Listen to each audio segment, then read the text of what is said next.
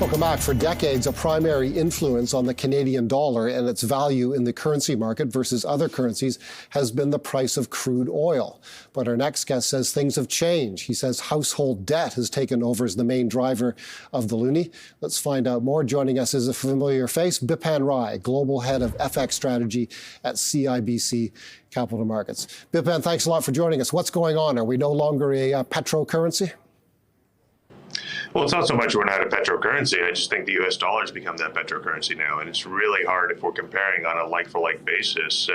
It's really hard for crude prices to be that distinguishing characteristic in the same sense that it was, say, in the 2000s. And that's reflective of the different structural environment that we're in now relative to where we were back then.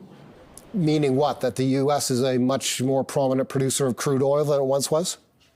Yes, absolutely. In terms of energy production, the United States surpasses most of the other, actually all the other countries in the world. And if you look at Canadian exports of energy to the United States, I mean, we've basically been flat over the past several years.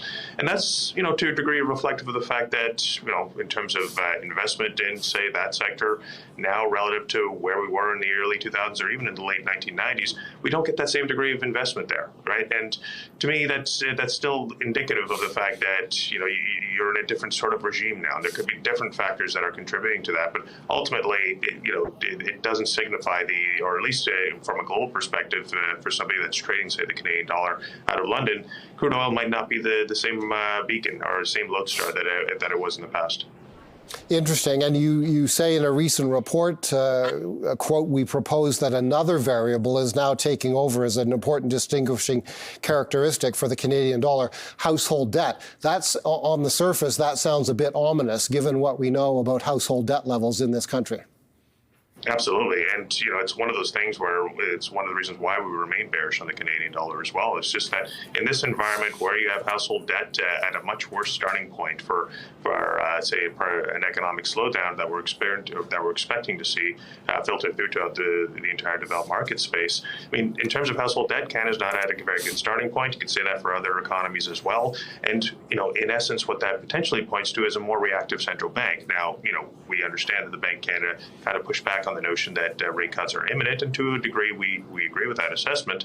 But at the very least, it does tell us, or it does suggest to us, if we look at things in Canada relative to where they are in the United States, which has a much better starting point with respect to household debt, I mean, the market's not pricing things appropriately, because it does expect the Fed to cut maybe even just a bit before the Bank of Canada, and certainly towards the end of next year. It's pricing in the same amount of easing, which we don't think is consistent with the fundamentals in terms of household debt at this point.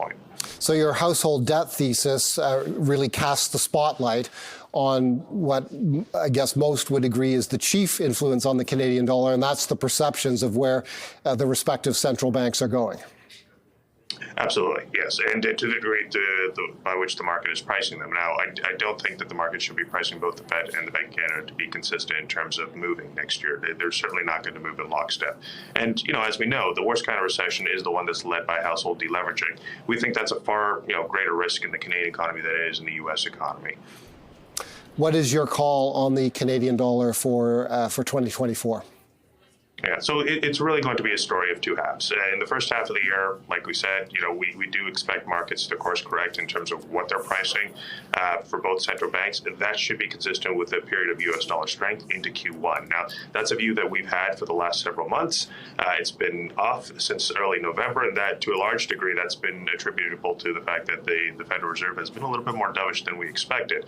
But nevertheless, I mean, once we start to see the stronger data points, or at least on both sides of or at least in the U.S., compare that with weaker data in the Canadian economy in the early part of the year, we expect markets will correct. We'll see dollar Canada push higher towards the 138 to 139 level again. And then once we're at the midpoint of the year, some of the more longer-term themes will, in our view, will start to matter more, and that will potentially weigh on U.S. dollar valuation towards the second half of the year. So we could see some degree of Canadian dollar strength return in Q3 and Q4 next year. We just think that in Q1 and Q2 of 2024, it's going to be a more challenging environment for the Canadian dollar. Are you able to express your forecasts in U.S. cents to the Canadian dollar? We're now at about 75 cents.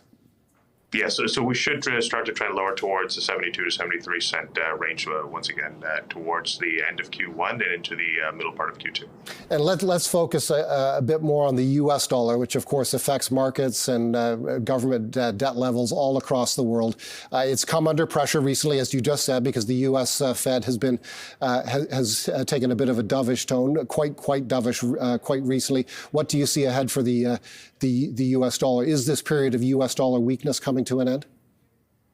In our views, yes, potentially. I mean, again, one of the things that is very difficult to assess, especially when we rely so heavily on central bank communication, is that there's no way to objectively gauge, how hawkish or how dovish each one is on a country-by-country basis. Like if we look at the U.S. economy right now, we had 5% growth in Q3. We're tracking around 2.7% for Q4. That's a strong economy. But nonetheless, we have some Fed speakers talking about potentially rate cuts as soon as Q2 of next year, which, again, we don't agree with at all at this point. And if we compare that with, say, Canada or New Zealand, where things are still being framed from the prism of potentially more rate hikes, I mean, it's really hard to judge things in that environment, especially when positioning and leverage in the market matter to the extent that they do. But once we start to see stronger data, a more resilient U.S. economy continue to factor into things, and maybe the Fed's thesis is a little bit off in terms of, the aggregate supply is potentially keeping up with aggregate demand, and that's why inflation is going to come off at the margin. We're a little bit reluctant to endorse that thesis at this point. We just need to see more evidence of data coming in terms of for the U.S. economy. That should become more and more apparent in the early part of January, and once that is, we do suspect that markets will course correct on Fed pricing. That should lead to a stronger U.S. dollar. The other angle of that is, of course, the amount of hawkishness that's priced in for the other central banks out there, including the European Central Bank. And again, we think that if we're comparing on a like-for-like basis, the U.S. economy is far better equipped to deal with higher interest rates than the respective European countries at this point.